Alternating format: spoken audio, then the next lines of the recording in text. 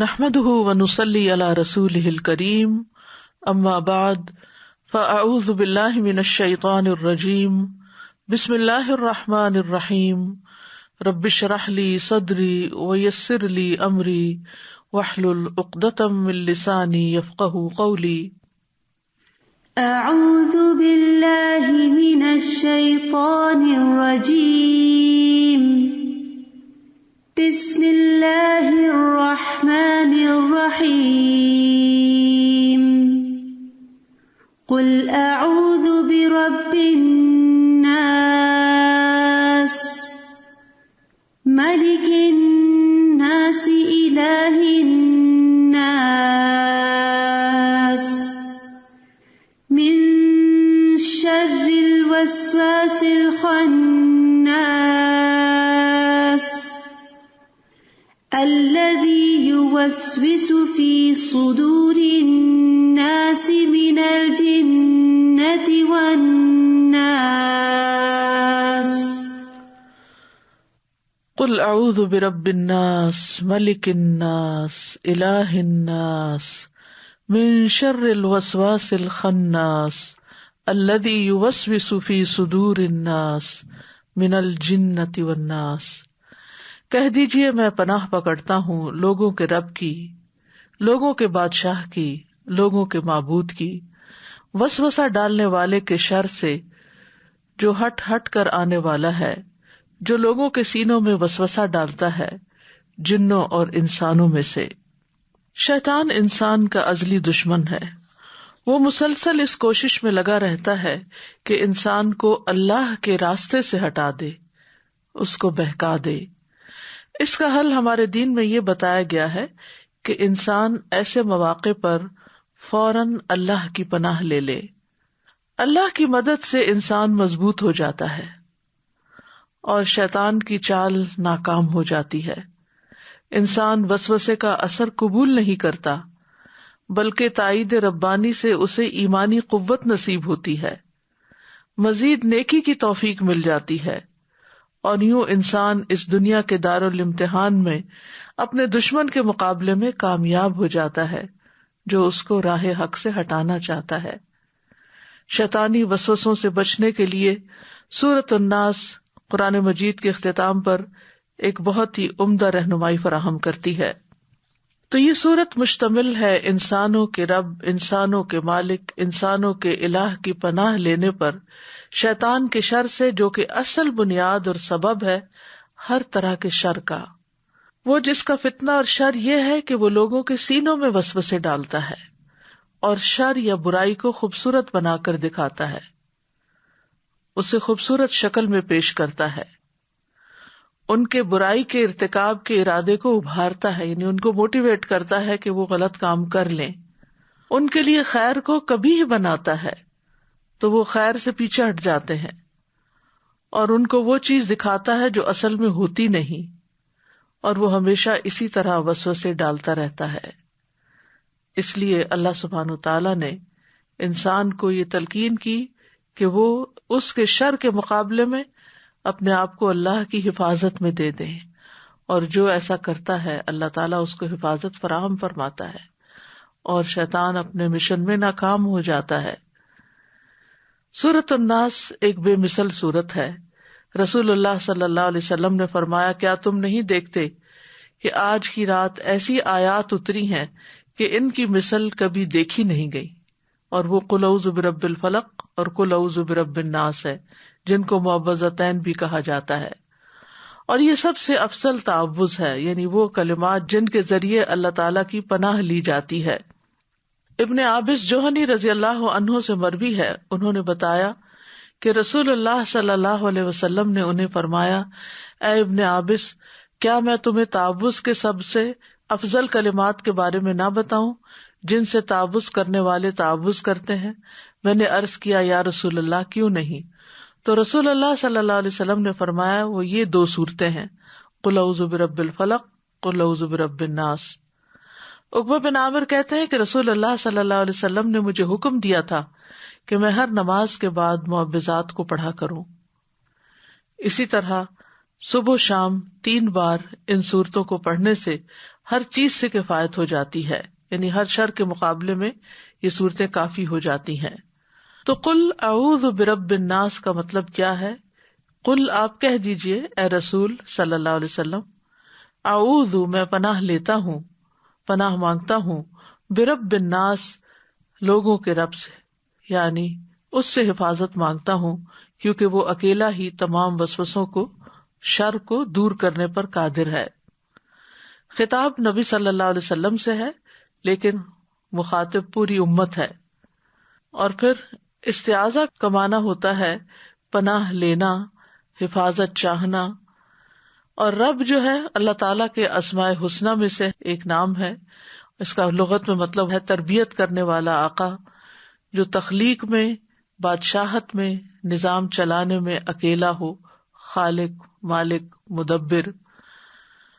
رب الناس وہ ہے جو لوگوں کا مربی ہے، ان کے معاملات کی اصلاح کرنے والا ہوتا ہے، کیونکہ رب وہ ہوتا ہے جو دوسرے کے کام کی تدبیر کو قائم کرے، اس کی حالت کی اصلاح کرے۔ اور رب الناس کہنے کی وجہ کیا ہے کہ اگرچہ وہ لوگوں کا رب ہے، وہ تمام مخلوق کا رب بھی ہے، لیکن لوگوں کا رب کہنے کی دو وجوہات ہیں۔ ایک تو یہ کہ لوگ قابل تعظیم ہیں، تو ان کا ذکر کر کے بتا دیا کہ اگرچہ وہ عظیم ہے لیکن وہ ان کا بھی رب ہے، یعنی اللہ رب العزت۔ اور دوسری وجہ یہ کہ اللہ نے لوگوں کو شر سے پناہ حاصل کرنے کا حکم دیا ہے، تو اللہ نے ان کا ذکر کر کے بتا دیا کہ اللہ ہی ہے جو ان کو شر سے پناہ دے سکتا ہے۔ اور الناس میں جن و انس دونوں ہی شامل ہیں، کیونکہ جنوں میں رجال بھی ہوتے ہیں، جیسے کہ سورۃ الجن میں آتا ہے وَأَنَّهُ كَانَ رِجَالٌ مِّنَ الْإِنسِ يَعُوذُونَ بِرِجَالٍ مِّنَ الْجِنِّ، کہ بلا شبہ بات یہ ہے کہ انسانوں میں سے کچھ لوگ جنوں میں سے بعض لوگوں کی پناہ پکڑتے ہیں۔ تو اللہ ہمارا رب ہے جس نے ہمیں پیدا کیا، وہی ہمارا مالک ہے، وہی ہمارے تمام امور کا مدبر ہے، وہ تمام جہانوں کا پالنے والا ہے۔ نہ صرف یہ کہ ان کو رزق دیتا ہے بلکہ ان کی تربیت بھی کرتا ہے، جس چیز میں ان کی خیر اور بھلائی ہوتی ہے اس طرف ان کی رہنمائی بھی کرتا ہے۔ اور یہ خاص تربیت ہے جو اللہ تعالیٰ اپنے اولیاء کی کرتا ہے، یعنی رزق تو سب کو دیتا ہے، پیدا تو سب کو کیا ہے، لیکن رہنمائی اور خیر کی طرف رشد و ہدایت اپنے خاص بندوں کو عطا کرتا ہے۔ اور یہ بھی انسان کی اسی طرح ضرورت ہے جس طرح انسان کے لیے کھانا پینا ایک ضرورت ہے۔ ابراہیم علیہ السلام نے رب کی تعریف یوں کی تھی الذی خلقنی فہو یہدینی، کہ وہ جس نے مجھے پیدا کیا پھر وہ مجھے راستہ بھی دکھاتا ہے۔ والذی هو یطعمنی ویسقینی، وہی ہے جو مجھے کھلاتا ہے اور پلاتا ہے۔ واذا مرضت فهو یشفینی، اور جب میں بیمار ہوتا ہوں تو وہی مجھے شفا بھی دیتا ہے۔ والذی یمیتنی ثم یحیینی، وہی ہے جو مجھے موت دے گا پھر مجھے زندہ کرے گا۔ تو پیدائش سے آغاز کیا، زندگی کی بنیادی ضروریات کا ذکر کیا، اور پھر مرنے کے ذکر کے بعد دوبارہ پیدائش کا ذکر کیا۔ حقیقت یہ ہے کہ اللہ ہی بندوں کی ساری ضروریات پوری کرتا ہے، اس لیے بندوں کو اسی کی طرف پناہ لینی چاہیے۔ ابو ذر غفاری کہتے ہیں نبی صلی اللہ علیہ وسلم اپنے رب تبارک و تعالیٰ سے روایت کرتے ہیں کہ بے شک اللہ تعالیٰ فرماتا ہے، اے میرے بندو تم سب گمراہ ہو سوائے اس کے جسے میں ہدایت دوں، بس تم مجھ سے ہدایت مانگو میں تمہیں ہدایت دوں گا۔ اے میرے بندو تم سب بھوکے ہو سوائے اس کے جسے میں کھلاؤں، تم مجھ سے کھانا مانگو میں تمہیں کھانا کھلاؤں گا۔ اے میرے بندو تم سب برہنہ ہو سوائے اس کے جسے میں لباس پہناؤں، تو تم مجھ سے لباس مانگو میں تمہیں لباس پہناؤں گا۔ اے میرے بندو تم سب دن رات گناہ کرتے ہو اور میں سارے گناہوں کو بخشتا ہوں، تو تم مجھ سے بخشش مانگو میں تمہیں بخش دوں گا۔ پھر فرمایا ملک الناس، وہ رب جو لوگوں کا بادشاہ بھی ہے۔ رب کے بعد یہاں ملک یا مالک کا ذکر ہے۔ ملک کا لفظ جو ہے اس کے ساتھ ملتے جلتے لفظ مالک اور ملیک بھی ہیں، یعنی مراد اس سے کیا ہے کہ ہر طرح کا قبضہ اور ملکیت کا مالک اللہ ہے۔ اللہ تعالیٰ کے پاس مکمل اختیارات ہیں، ہر چیز کی اہلیت بھی ہے اور قوت بھی ہے۔ پھر اسی طرح یہ ہے کہ دونوں میں فرق یہ ہے کہ مالک وہ ہے جس کو کسی چیز کی ملکیت حاصل ہو، اور یہ لازم نہیں کہ اس کے لیے بادشاہت بھی ہو، اور ملک وہ ہوتا ہے جس کو بیک وقت بادشاہت اور ملکیت دونوں حاصل ہوتے ہیں۔ تو اللہ ہی ہمارا حقیقی بادشاہ ہے زمین و آسمان اور ساری مخلوقات کا بادشاہ ہے، اس کی بادشاہت میں کوئی شریک نہیں ہے، اللہ کے سوا کوئی بھی کسی چیز کا مالک نہیں ہے، اور دنیا کے سب بادشاہ اللہ کے سامنے عاجز اور کمزور ہیں، زمین و آسمان اس کے قبضے میں ہے۔ وہ روزانہ رات کو اپنے بندوں کو پکار کے کہتا ہے، انا الملک، میں ہوں بادشاہ، کون ہے جو مجھ سے دعا کرے میں اسے قبول کر لوں، کون ہے جو مجھ سے سوال کرے تو میں اس کو عطا کر دوں، کون ہے جو مجھ سے بخشش طلب کرے تو میں اسے بخش دوں۔ یہ مسلسل طلوع فجر تک ہوتا رہتا ہے۔ اور آج کل رمضان کے دن ہے، صبح اٹھنا تو ہوتا ہی ہے، سحری پکاتے ہوئے، سحری کھاتے ہوئے، دل میں، زبان سے، جس طرح بھی ممکن ہو انسان اپنے رب کی طرف رجوع کرے اور کچھ نہ کچھ اپنے لیے دعائیں مانگتا رہے، کیونکہ اللہ تعالیٰ فرماتے ہیں کون ہے جو مجھ سے بخشش طلب کرے تو میں اس کو بخش دوں، کون ہے جو دعا کرے تو میں دعا قبول کر لوں۔ یہ دعاؤں کی قبولیت کا ذکر ہے۔ پھر اس کے بعد الہ الناس کا ذکر کیا گیا کہ جو لوگوں کا الہ ہے، یعنی الہ کہتے ہیں معبود کو جس کی عبادت کی جائے۔ اللہ ہی صرف ایک الہ ہے، اس کے علاوہ کوئی الہ برحق نہیں، عبادت میں کوئی اس کا شریک نہیں، اور بندے کو صرف ایک ہی الہ کی ضرورت ہے۔ اور مخلوق کی تخلیق کا مقصد کیا ہے کہ اس رب کی، اس الہ کی عبادت کی جائے۔ اسی مقصد کے لیے تمام انبیاء بھیجے گئے اور انہوں نے اپنی اپنی قوموں کو ایک اللہ کی عبادت کی طرف بلایا، اور پھر ہم سبھی اس کے بندے ہیں، چاہے اس کو مانتا ہے یا نہیں، لیکن اس کے خاص بندے وہ ہیں جو اس کی اطاعت کرتے ہیں، جو اس کی عبادت میں اخلاص اپناتے ہیں۔ اور پھر اللہ کے کچھ خاص الخاص بندے بھی ہیں جن میں انبیاء علیہم السلام ہیں، اور یہ رسولوں کے ساتھ خاص ہے، جیسے اللہ تعالیٰ فرماتے ہیں وَاذْكُرْ عِبَادَنَا کے بعد انبیاء کا ذکر، پھر نوح علیہ السلام کے بارے میں فرمایا اِنَّهُ كَانَ عَبْدًا شَكُورًا، پھر نبی صلی اللہ علیہ وسلم کے بارے میں فرمایا سبحان الذی اسریٰ بعبدہ لیلا من المسجد الحرام الی المسجد الاقصی۔ تو ایک ہے عام مخلوق، ایک ہے خاص مخلوق، اور ایک ہے خاص الخاص، اور وہ انبیاء اور رسل۔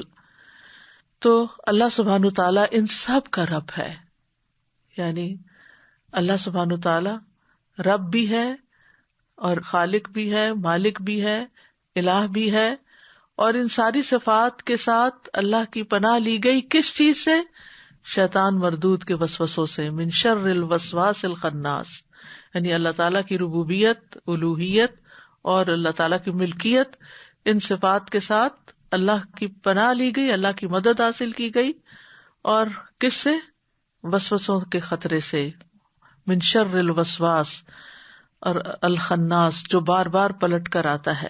وسوسہ کا لفظی مطلب ہوتا ہے دھیمی آواز سے بات کرنا یا نفس کی بات جو ہوتی ہے، اسی سے زیورات کے چھنکنے سے جو آواز پیدا ہوتی ہے اس کو بھی وسواس کہا جاتا ہے۔ لغت میں وسوسہ سے مراد ایسی پوشیدہ حرکت یا آواز ہے جسے محسوس نہ کیا جا سکے تاکہ بندہ اس سے بچ سکے، یعنی ایسی آواز جو محسوس نہ ہو، یعنی کہ وہ بات بھی ہو لیکن پتہ بھی نہ چلے۔ تو پوشیدہ چیز کو ڈالنے کا مطلب ہوتا ہے وسوسہ ڈالنا، یعنی شیطان جو ہے وہ انسان کے دل میں اتنے چپکے سے، اتنی خاموشی کے ساتھ خیال ڈال دیتا ہے کہ انسان کو یہ ریئلائز بھی نہیں ہوتا کہ یہ شیطان کی طرف سے۔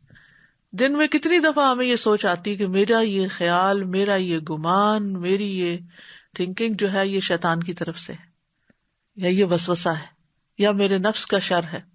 کیونکہ آج کل رمضان میں شیطان تو بندھے ہوئے ہیں، لیکن ہمارے اپنے نفس کا شر جو ہے وہ بھی ہمارے اندر، وما ابرئ نفسی ان النفس لامارۃ بالسوء، میں اپنے نفس کو بری ذمہ قرار نہیں دیتا کہ نفس برائی کا حکم دیتا ہے، امارۃ بالسوء۔ ایک دن انسان دو خطروں میں گرا ہوا ہے، ایک طرف شیطان وسوسے ڈالتا ہے، دوسری طرف نفس۔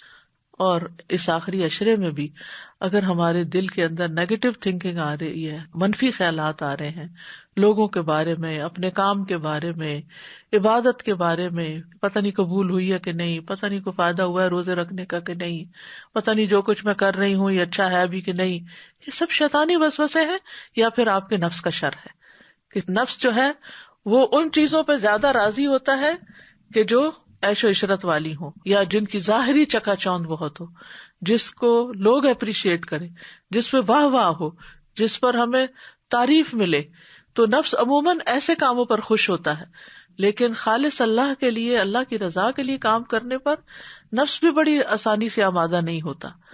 اور اسی طرح یقین نہیں آنے دیتا کہ ہم جو کر رہے ہیں اللہ کی اطاعت اور عبادت کا کام یہی کرنا چاہیے اور اس کو چھوڑنا نہیں چاہیے.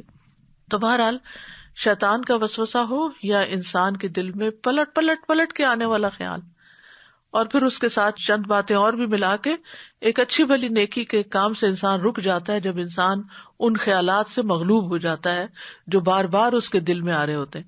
تو یاد رکھیے کہ کوئی بھی ایسی چیز جو بار بار آپ کے دل کو پریشان کرے، سمجھے کہ یہ شیطان کا شر ہے یا میرے نفس کا شر ہے، فوراً اللہ کی پناہ لینی چاہیے، یہی سورت پڑھ لینی چاہیے. اور خناس کا مطلب ہوتا ہے بہت زیادہ پیچھے ہٹ جانے والا، یعنی وہ شیطان جو انسان کے ساتھ ہے، جس کو موکل بھی کہا جاتا ہے.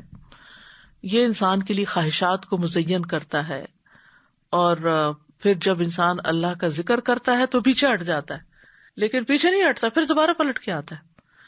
پھر جب انسان اللہ کا ذکر کرتا ہے پھر پیچھے ہٹ جاتا ہے، لیکن پھر اپنا کام نہیں چھوڑتا جب تک دیکھ نہیں لیتا کہ اب یا تو یہ باز آنے والا نہیں، یا یہ کہ اب یہ میرے ٹریپ میں آ گیا، پکڑ لیا میں نے شکار.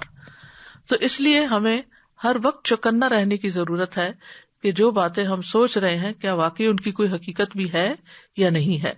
اور الذی یوسوس فی صدور الناس، اور یہ وسوسے ہوتے کہاں ہیں؟ انسان کے سینے میں، جو دل کی طرف داخل ہونے کی جگہ ہے. تو سینے میں سے ہو کر آنے والے خیالات ہی دراصل دل پر وارد ہوتے ہیں، پہلے سینے پہ جمع ہوتے ہیں اور پھر دل میں داخل ہو جاتے ہیں. یعنی پہلے ایک لیئر ہوتی ہے، پھر اس کے بعد اگلی طرف اپنا یعنی رستہ بناتے ہیں. اگر تو انسان اللہ کی پناہ لیتا ہے اور اس خیال کو جھٹک دیتا ہے اور اپنا محاسبہ خود کر لیتا ہے کہ میں جو سوچ رہا ہوں اس سے میرے دین کو فائدہ ہے یا میری آخرت کو فائدہ ہے، یا مجھے اس سے بہت ثواب ملنے والا ہے، یا یہ کہ میں ایک بہانہ ڈھونڈ رہا ہوں نیکی کے ایک کام سے باہر نکلنے کا. تو اس طرح انسان اپنے آپ کو جب سیلف انالیسس کر لیتا ہے، لا حول ولا قوت الا باللہ پڑھتا ہے، یا اعوذ باللہ من الشیطان الرجیم پڑھتا ہے، یا اعوذ باللہ من الشیطان الرجیم من حمزہ ونفخہ ونفثہ، یا کوئی بھی ایسی دعا پڑھ لیتا ہے، ربی اعوذ بک من ہمزات الشیاطین اعوذ بک ربی ان یحضرون. یعنی جو بھی انسان پڑھتا ہے تو پھر انسان اس چکر سے باہر نکل آتا ہے اور شیطان دل میں نہیں جا کے جما سکتا. اور شیطان کے جو وسوسے ہیں ان کے بارے میں مقاتل کہتے ہیں کہ شیطان خنزیر کی شکل میں ہوتا ہے، وہ ابن آدم کی شریانوں میں اس طرح دوڑتا ہے جیسا کہ خون دوڑتا ہے. اللہ نے اس کو اس کام پر غلبہ دے دیا ہے، یعنی ایسا کر لیتا ہے وہ، اور اس کے وسوسے سے مراد وہ دھیمی آواز کے ساتھ اپنی اطاعت کی طرف دعوت دیتا ہے. وہ آواز ظاہر میں سنائی دیے بغیر دل تک پہنچتی ہے. وسوسہ جو ہے وہ ایسی آواز ہے جس کی ساؤنڈ نہیں ہوتی، لیکن وہ آہستہ آہستہ دھیرے دھیرے دھیرے دل پر جا کے اٹیک کرتا. اور یاد رکھیے ہمارا سارا جسم جو ہے وہ دل کے تابع ہے. جب کوئی چیز دل کو جا پکڑتی ہے تو وہ سب جگہ پھیل جاتی ہے، اور دل سے ہی خون پمپ ہوتا ہے، اور شیطان خون کی طرح دوڑ رہا ہوتا ہے تو وہ پھر ہمارے سارے اعضاء کو حتیٰ کہ سوچنے سمجھنے کی صلاحیت کو بھی معطل کر کے رکھ دیتا ہے.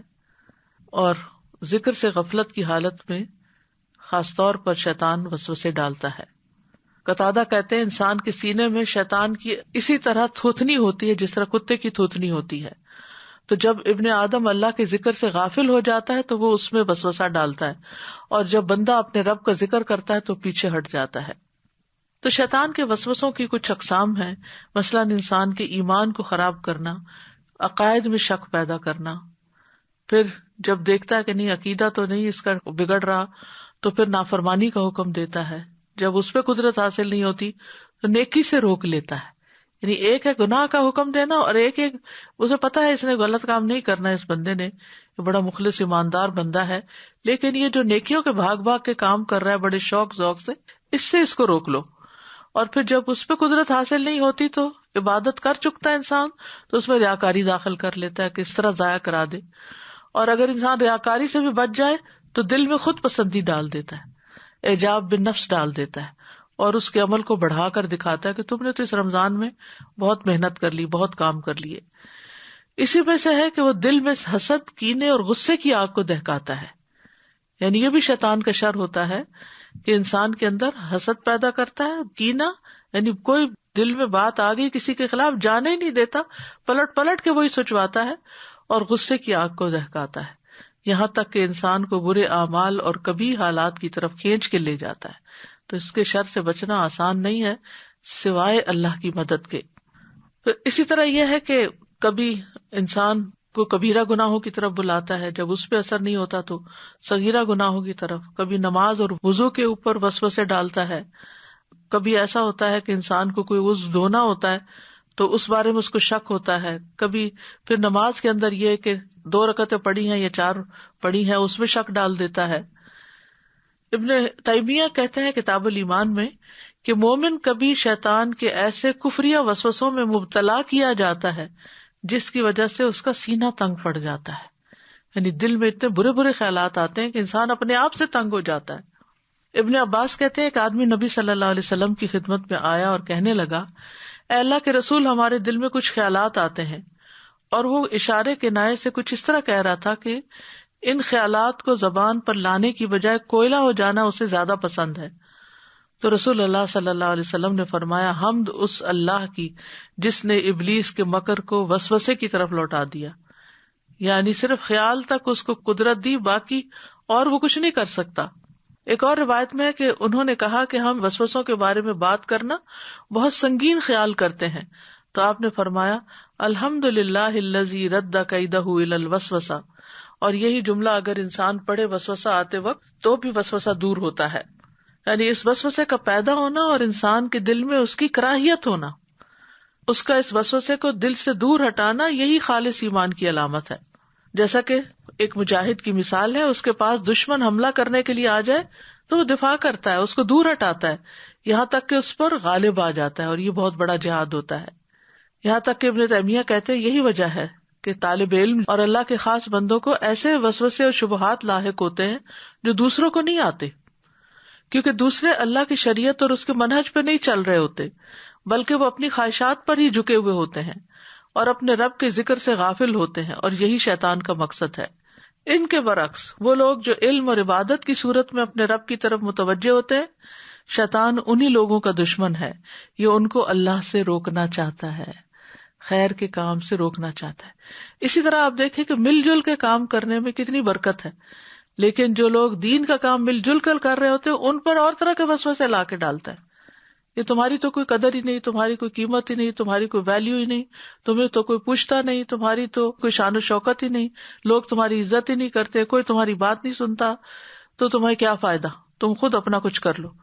اور اسی طرح کے وسوسوں میں آ کے بہت سے لوگ اجتماعیت سے نکل جاتے ہیں، جس کے نتیجے میں نہ وہ اکیلے کچھ بہت بڑی پرفارمنس کرتے ہیں اور نہ ہی پھر دین کو کوئی فائدہ ہوتا ہے.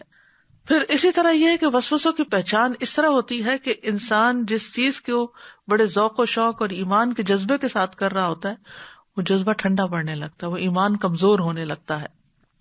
پھر یہ ہے کہ وسوسوں کا آنا جو ہے یہ شیطان کا مکر و فریب ہے. جو وسوسوں کو قبول کر لیتا ہے اس کا ایمان کمزور ہوتا ہے. وسوسوں کا آنا ایمان کی کمزوری نہیں، وہ تو مومن ہر ایک کے دل میں کچھ نہ کچھ ڈالے گا، لیکن اس کو قبول کر لینا، اسے ایکسپٹ کر لینا، اس کو فیکٹ سمجھ لینا، یعنی ان خیالات کو ایک حقیقت بنا لینا، یہ ایمان کی کمزوری کی دلیل ہے. تو جو شخص وسوسوں کے پیچھے نہ پڑے اور اپنے رب پر بھروسہ کر لے اس کا ایمان مضبوط ہے، اور اگر ایسا کر لیتا ہے تو مزید پہلے سے بھی زیادہ مضبوط ہو جاتا ہے. اور جو وسوسے کی پیروی کر لے تو اس کا ایمان کمزور ہے اور پھر وہ اس کو اور نیچے دھکیلتا ہے. لیکن یاد رکھیے کہ شیطان کے وسوسوں میں بذات خود کوئی طاقت نہیں ہے، یہ انسان ہی اس کو قبول کر کے طاقت دیتا ہے یا ریجیکٹ کر کے ان کو کمزور کر دیتا ہے. ان کید الشیطان کان ضعیفا. اب یہ آپ کے اوپر ہے کہ آپ اسے ایکسپٹ کر لیتے ہیں یا ریجیکٹ کر دیتے ہیں. پھر یہاں پر فرمایا من الجنۃ والناس، کہ یہ وسوسے جن بھی ڈالتے ہیں اور انسان بھی ڈالتے ہیں. یعنی شیطان کی طرح انسانوں کا بھی انسانوں کے اندر وسوسے ڈالنے کا عمل ہوتا رہتا ہے. اور رمضان میں اگر شیطان قید ہیں تو بعض اوقات انسانوں کو اپنے نفس کے علاوہ دوسرے ایسے انسانوں سے بھی واسطہ پڑتا ہے جو اس کے اندر وسوسے ڈالتے ہیں، اور وہ بہت مخلص ہو کر آتے ہیں. قرآن مجید میں ان کو شیاطین الانس والجن کہا گیا ہے، انسانوں کے شیطان اور جنوں کے شیطان. تو وسوسہ ڈالنے والے دو طرح کے شیطان ہیں، من الجنۃ والناس، جو سینوں میں وسوسے ڈالتے ہیں، اور جنوں کا وسوسہ جو ہوتا ہے نا وہ پوشیدہ ہوتا ہے انسانوں کا وسوسہ جو ہے وہ اعلانیہ ہوتا ہے، کھلم کھلا ہوتا ہے. قرآن مجید میں آتا ہے وَكَذَلِكَ جَعَلْنَا لِكُلِّ نَبِيٍّ عَدُوًّا شَيَاطِينَ الْإِنسِ وَالْجِنِّ، اور اسی طرح ہم نے ہر نبی کے لیے انسانوں اور جنوں کے شیطانوں کو دشمن بنا دیا. یعنی انسانوں اور جنوں کے شیطانوں کو دشمن بنا دیا. کس کا؟ انبیاء کا. اسی طرح نیک لوگوں کے بھی یہ دشمن بن جاتے ہیں. قتادہ کہتے ہیں کہ جنات میں سے بھی شیاطین ہیں اور انسانوں میں سے بھی شیاطین ہیں، تو ہم جنوں اور انسانوں کے شیاطین سے اللہ کی پناہ طلب کرتے ہیں. پھر جنات کی تخلیق جو ہے، یعنی انسانوں اور فرشتوں کے علاوہ ایک تیسری مخلوق جن بھی ہیں، اور ان کی تخلیق جو ہے وہ آگ سے ہوئی ہے. وَالْخَلَقَ الْجَانَّ مِن مَارِجٍ مِّن نَارٍ، اور جن کو آگ کے شعلے سے پیدا کیا. اور جنات کی تخلیق کا مقصد بھی اللہ کی عبادت کرنا ہے. اور جن کی وجہ تسمیہ کیا ہے، جن کو جن کیوں کہا جاتا ہے؟ کیونکہ وہ انسانوں کی نظروں سے اوجھل ہوتے ہیں، انسان ان کو دیکھ نہیں پاتے. جیسے باغ کو جنت کہا گیا کیونکہ اس کے درختوں کی ٹہنیاں ایک دوسرے کے اندر لپٹی بھی ہوتی ہیں. اور ماں کے پیٹ میں جو بچہ ہوتا ہے اس کو جنین کہا جاتا ہے کیونکہ وہ بھی نظر نہیں آتا.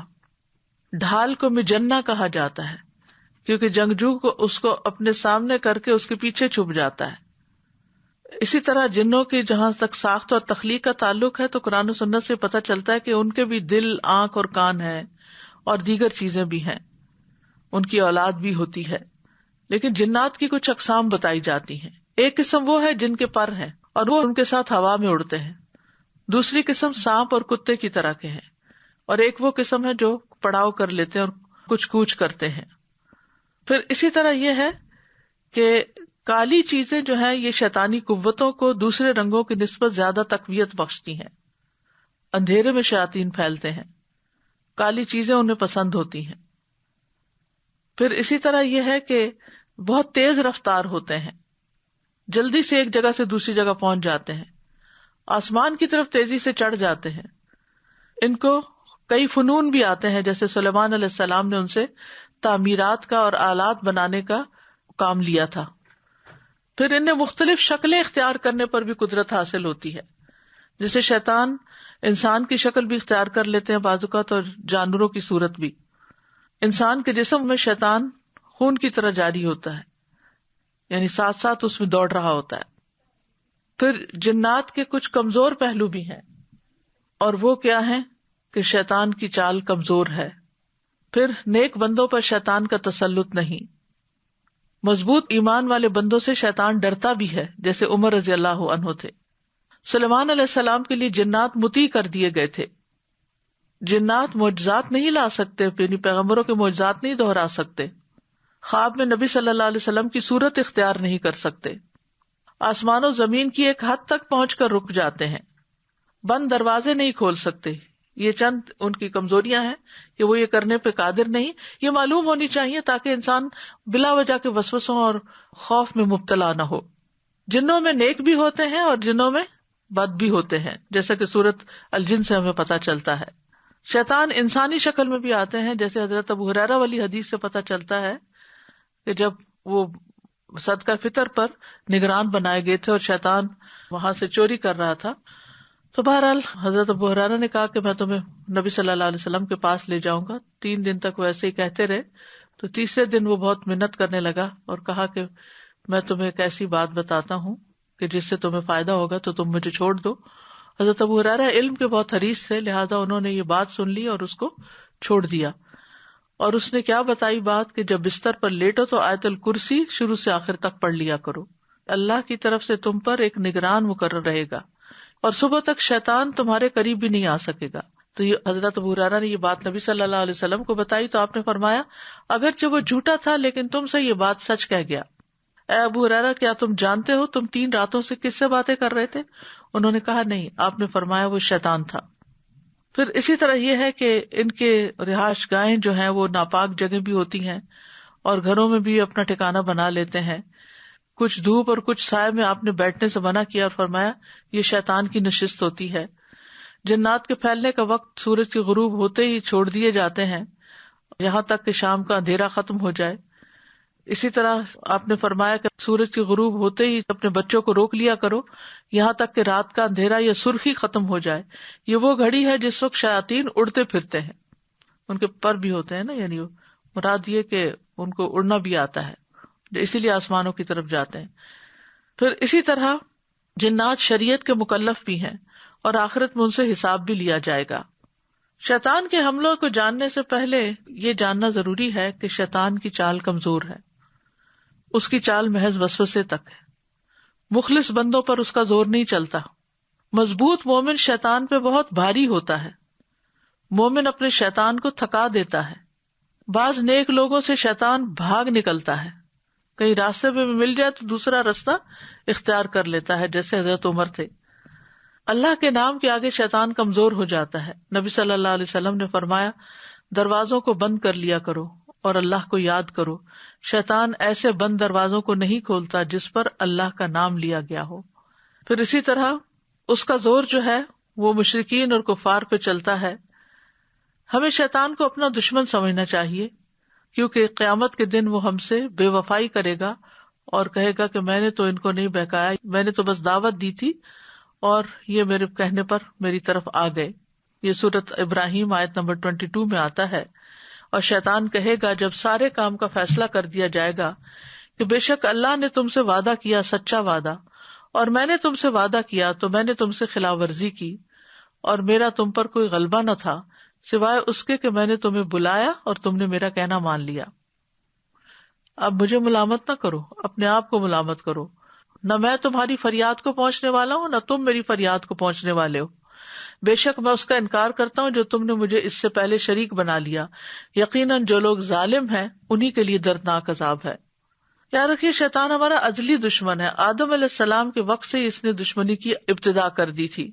اس کا پہلا وسوسہ اور وار حضرت آدم اور حوا پر ہوا جب اس نے ان کو وسوسوں کے ذریعے پھسلا دیا اور کہا کہ میں تمہیں جنت کے ایسے دائمی درخت کا پتہ بتاتا ہوں جس سے تمہاری بادشاہت کبھی پرانی نہ ہوگی اور تم ہمیشہ کی زندگی حاصل کر لو گے. قسمیں کھا کر اپنی بات کا یقین دلایا اور دھوکے سے ان کو پھسلا دیا. اور پھر آدم علیہ السلام کو بار بار وسوسے ڈالتا رہا. یعنی شیطان جو ہے وہ اپنے مشن سے جلدی ہارتا نہیں.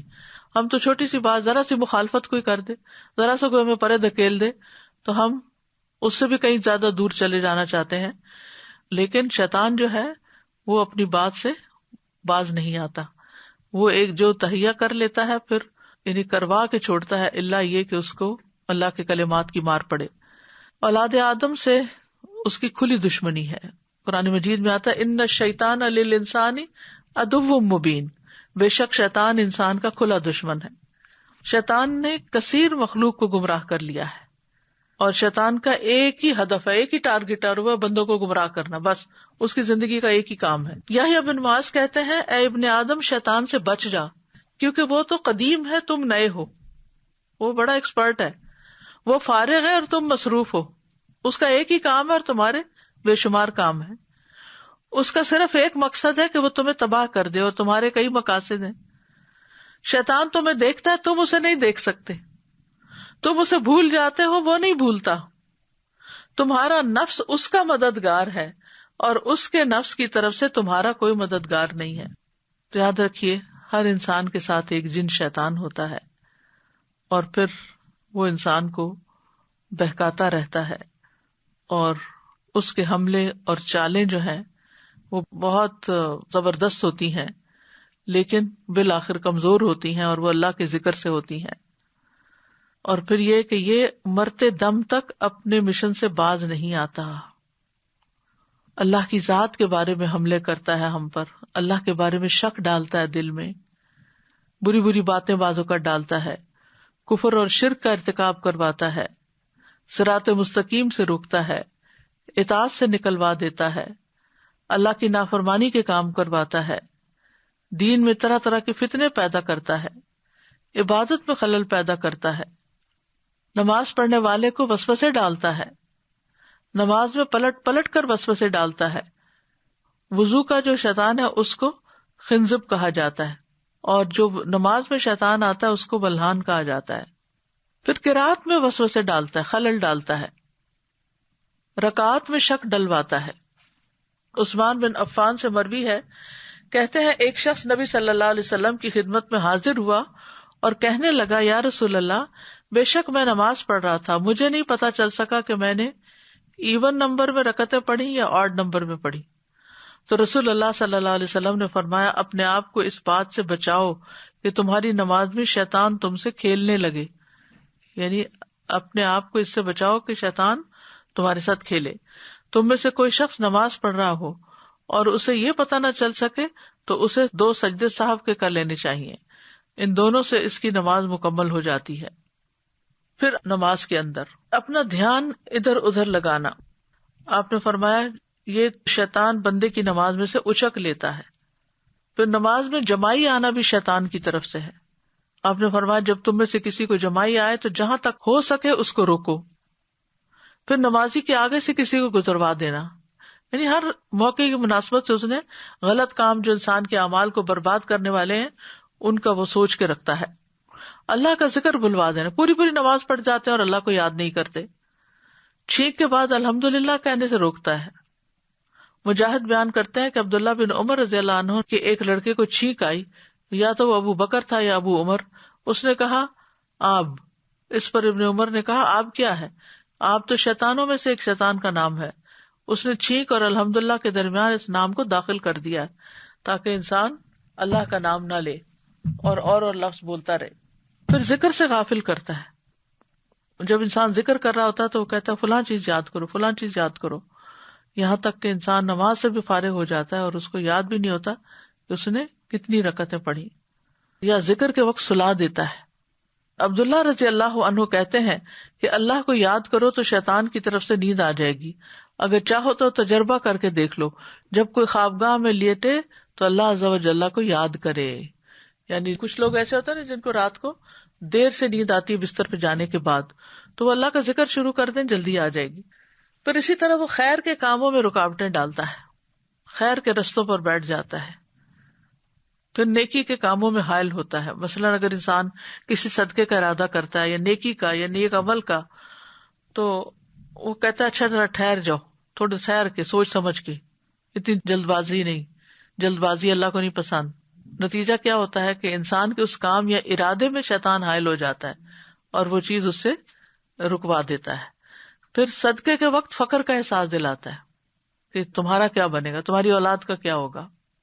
پھر انسان کو اہم کام سے بے مقصد چیزوں میں لگاتا ہے. ابو ہریرہ کہتے ہیں کہ نبی صلی اللہ علیہ وسلم نے ایک آدمی کو کبوتری کے پیچھے بھاگتے ہوئے دیکھا. آپ نے فرمایا ایک شیطان دوسری شیطانہ کا پیچھے کر رہا ہے، شیطان کے پیچھے بھاگ رہا ہے. یعنی یہ کوئی کام ہے کرنے کا کہ تم اس کے پیچھے بھاگ رہے ہو، کبوتروں سے کھیل رہے ہو. پھر برے کاموں کو مزین کرتا ہے، برائی اور بے حیائی کے کام کرواتا ہے، لباس میں بے حیائی کرواتا ہے، برے اعمال مزین کروا دیتا ہے، اپنی آواز سے بہکاتا ہے، لوگوں کو گانے بجانے میں لگاتا ہے، خواہش کے راستے سے آتا ہے. شیطان عورت کے ذریعے حملہ کرواتا ہے. سعید بن مسیب کہتے ہیں شیطان ابن آدم سے کبھی مایوس نہیں ہوتا اور کچھ نہ بن پڑے تو وہ عورتوں کے حوالے سے اس کے پاس آتا ہے.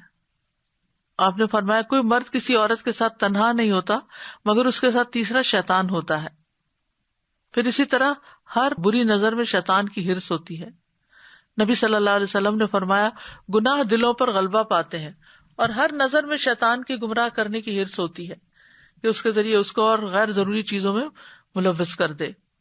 آپس کے تعلقات میں خرابیاں پیدا کرتا ہے، عداوت اور نزاع پیدا کرتا ہے، آپس میں لڑائیاں ڈلواتا ہے، انسانوں میں فتنے پیدا کرتا ہے، میاں بیوی کے درمیان جدائی ڈالتا ہے، شوہر کو بیوی پر غصہ دلاتا ہے، آپس میں لڑوا کر غصہ دلواتا ہے، بچوں کے درمیان حسد پیدا کرتا ہے جیسے اخوان یوسف، سرگوشیوں کے ذریعے بندوں کو غمگین کرتا ہے. شیطان کے کچھ اور بھی مکر و فریب ہیں، جس طرح اللہ کی نعمتوں پر مغرور کر دیتا ہے بندے کو کہ تم سب سے بہتر ہو، اور پھر بندوں پہ تکبر کرواتا ہے، اللہ کی ذات کی رضا کے علاوہ خواہشات کی پیروی سکھاتا ہے، روزمرہ کے معمولات میں اپنا حصہ ڈالتا ہے. آپ صلی اللہ علیہ وسلم نے فرمایا بے شک شیطان تم میں سے ہر ایک آدمی کے پاس اس کے کام کے وقت موجود رہتا ہے، یہاں تک کہ اس آدمی کے کھانا کھانے کے وقت بھی اس کے پاس ہوتا ہے. لہٰذا جب تم میں سے کسی کا لقمہ گر جائے تو اسے چاہیے کہ گندگی صاف کر کے پھر اسے کھا جائے اور اس لقمے کو شیطان کے لیے نہ چھوڑے. اور جب کھانا کھا کر فارغ ہو جائے تو اپنی انگلیاں چاٹ لے، کیونکہ وہ نہیں جانتا کہ برکت اس کے کھانے کے کس حصے میں ہے۔ پھر اسی طرح اگر بسم اللہ پڑھ کے گھر میں داخل نہ اور بسم اللہ پڑھ کے دروازہ بند نہ کرے اور بسم اللہ پڑھ کے کھانا نہ کھائے تو شیطان ہر چیز میں شریک ہو جاتا ہے۔ پھر اسی طرح بائیں ہاتھ سے لینا دینا، جمائی کے وقت شیطان ہنستا ہے، اللہ کی نافرمانی کی طرف جانے میں شیطان کا بہت بڑا ہاتھ ہوتا ہے، فضول خرچی کرواتا ہے۔ قرآن مجید میں آتا ہے وَلَا تُبَذِّرْ تَبْذِيرًا إِنَّ الْمُبَذِّرِينَ كَانُوا إِخْوَانَ الشَّيَاطِينَ، اور فضول خرچی نہ کرو، فضول خرچی کرنے والے شیطانوں کے بھائی ہیں اور شیطان اپنے رب کا بہت ناشکرا ہے۔ تو شیطانی حملوں سے حفاظت کے لیے اگر کسی کو محسوس ہو کہ اس کے اوپر اس طرح کے حملے بہت ہو رہے ہیں جن کا ابھی ہم نے پیچھے ذکر کیا، تو اللہ کی پناہ ہی میں اصل پناہ ہے اور کوئی بھی پناہ نہیں دے سکتا۔ لہذا سب سے پہلے انسان اپنی توحید کو خالص کرے، اپنے رب کے ساتھ اپنے معاملے کو صاف کرے، پھر اللہ پر توکل کرے، تقوی کے نور سے وسوسوں کو ہٹائے، نیک اعمال اور عبادات کو لازم کر لے اور برائیوں سے بچے، کثرت سے اذکار کرے، ہر موقع کے اذکار کرے، صبح و شام کے، نمازوں کے بعد کے، میت کی بخشش کے، پھر سواری پہ بیٹھ کر بھی اللہ کا ذکر کرے۔ اللہ کے ذکر کا فائدہ یہ ہوتا ہے کہ شیطان حقیر ہو جاتا ہے، تھک جاتا ہے۔ جیسے ابھی آپ کو بتایا الوسواس الخناس، پوری سورت پڑھ کے وسواس سے پناہ، اور اس طرح پھر یہ کہ وہ تھک جاتا ہے اور حقیر ہو جاتا ہے۔ ابن عباس کہتے ہیں کہ جب انسان بھول میں پڑ جاتا ہے یا غفلت کی حالت میں ہوتا ہے تو شیطان ابن آدم کے دل پہ بیٹھ جاتا ہے، اسے وسوسہ ڈالتا ہے، پھر جب انسان اللہ کا ذکر کرتا ہے تو وہ رک جاتا ہے۔ 3 دفعہ ویسے تو پڑھنا چاہیے صبح شام اور نمازوں کے بعد ایک دفعہ، لیکن یہ ہے کہ اگر کسی کو دم کرنا ہو، کسی کے اوپر جنات کا اثر ہو یا پوزیس ہو تو اس صورت میں 11 دفعہ پڑھ سکتے ہیں۔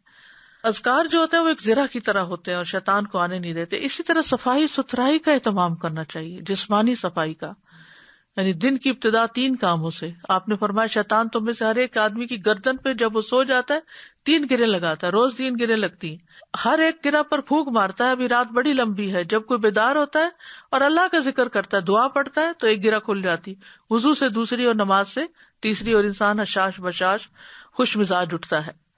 اسی طرح اٹھ کر ناک جھاڑنی چاہیے۔ نبی صلی اللہ علیہ وسلم نے فرمایا جب تم میں سے کوئی نیند سے بیدار ہو اور وضو کرے تو 3 مرتبہ ناک میں پانی ڈال کر جھاڑے، کیونکہ شیطان اس کی ناک کے بانسے میں رات گزارتا ہے۔ پھر گھر کو شیطانی چیزوں سے پاک کرنا چاہیے۔ آپ نے فرمایا گھنٹی شیطان کا باجا ہے۔ رات ہوتے ہی شیطان سے حفاظتی اقدامات کرنے چاہیے، بچوں کو روک لینا چاہیے، دروازے بند کر لینے چاہیے اور اللہ کا نام لینا چاہیے۔ مشکیزوں کو بھی بند کر لیں، برتنوں کو ڈھانک دیں۔ پھر شیطان سے بچنے کا ایک اور طریقہ قرآن سے مضبوط تعلق، قرآن کو تھامنا شیطان کی گمراہیوں سے بچانے کا ذریعہ ہے۔ پھر استعاذہ یعنی تعوذ والی دعائیں جو ہیں، اعوذ باللہ من الشیطان الرجیم، اور اسی طرح جو دیگر دعائیں ہیں جن میں شیطان کے وسوسے، اس کی پھونک اور تھوک سے پناہ مانگی گئی، من ہمزہ ونفخہ ونفثہ۔ اور پھر شیطان کو برا بھلا کہنے کی بجائے اللہ کی پناہ لینی چاہیے، کیونکہ شیطان بہت خوش ہوتا ہے جب ہم اس کو برا بھلا کہتے ہیں، کیونکہ وہ سمجھتا ہے میں کامیاب ہو گیا ہوں، جو میرا مشن تھا وہ پورا ہو گیا۔ پھر یہ ہے کہ بیت الخلاء میں جاتے ہوئے تعوذ پڑھنا چاہیے، اللہم انی اعوذ بک من الخبث والخبائث۔ پھر کتے کے بھونکنے اور گدھے کی آواز سن کر، پھر گھبراہٹ کے وقت اعوذ بکلمات اللہ التامات من غضبہ وعقابہ وشر عبادہ ومن ھمزات الشیاطین وان یحضرون۔ پھر رقیہ کرتے وقت، مسجد میں داخل ہوتے وقت، کسی منزل پہ اترتے وقت، برا خواب دیکھتے ہوئے، پھر عقائد پر اگر شیطانی وسوسے آ رہے ہوں، اللہ کے بارے میں شک ہو یا آخرت کے بارے میں، تو اس وقت، پھر صبح شام۔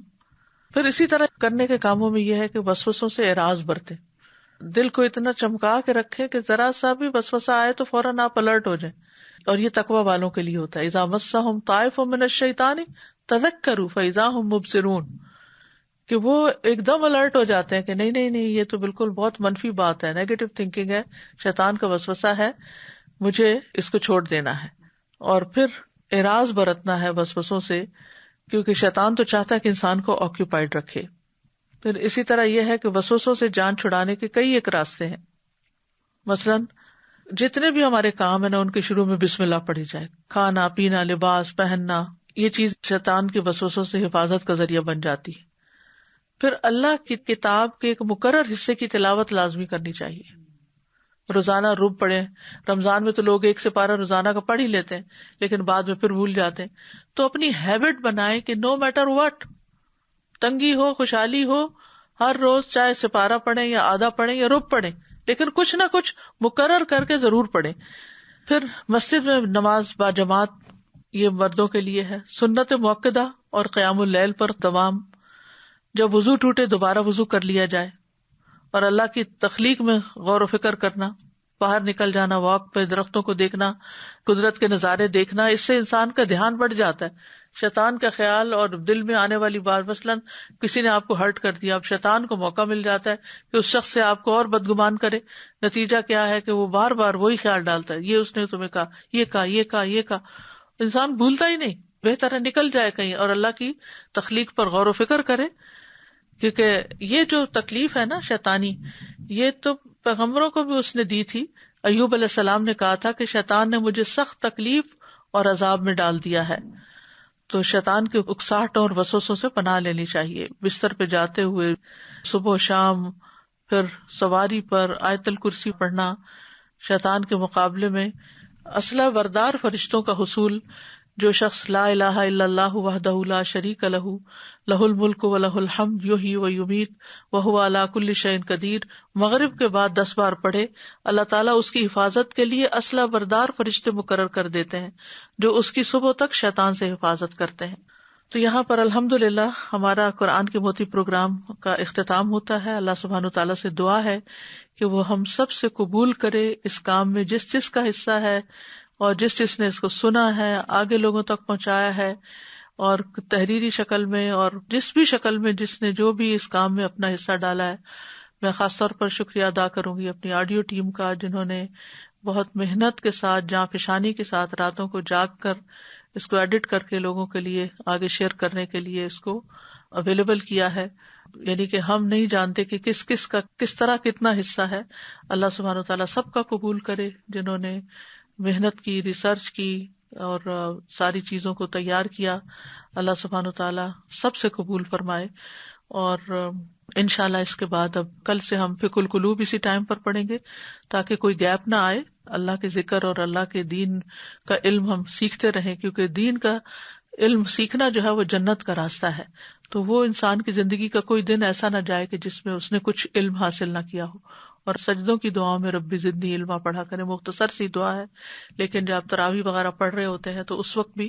اور اس کے علاوہ یہ ہے کہ انشاءاللہ ویکنڈ پہ اب تدبر قرآن سورۃ الکہف دوبارہ ریزیوم ہو جائے گی، اور 2 جون سے انشاءاللہ ہم شروع کریں گے قیامت کی نشانیاں، کیونکہ اس موضوع پر بھی کافی غلط فہمیاں پائی جاتی ہیں. تو قرآن و سنت ہمیں کیا بتاتے ہیں اور پھر ہمارے کرنے کے کام کیا ہیں وہ جاننا ضروری ہے. تو امید ہے کہ آپ سب ہمارے ساتھ رہیں گے ان پروگرامز میں. اللہ تعالیٰ سب کو استقامت عطا کرے اور رمضان کے بعد ہم واقعی رمضان سے اس حال میں نکلیں کہ ہمارے اندر تقویٰ پیدا ہو چکا ہو اور ہم رمضان شروع ہونے سے پہلے جس حال میں تھے اس سے بہتر اپنی زندگی کا آغاز کریں. جو بھی دن باقی رہ گئے ہیں اللہ تعالیٰ ان میں ہمیں بہترین طریقے سے عبادت کی توفیق عطا فرمائے اور ہم سے راضی ہو جائے اور ہم سب کی دعائیں قبول فرمائے. ربنا تقبل منا انک انت السمیع العلیم وتب علینا انک انت التواب الرحیم. وصلی اللہ تعالی علی خیر خلقہ محمد وعلی آلہ واصحابہ واہل بیتہ اجمعین برحمتک یا ارحم الراحمین. الہی آمین. رب ارحمہما کما ربیانی صغیرا.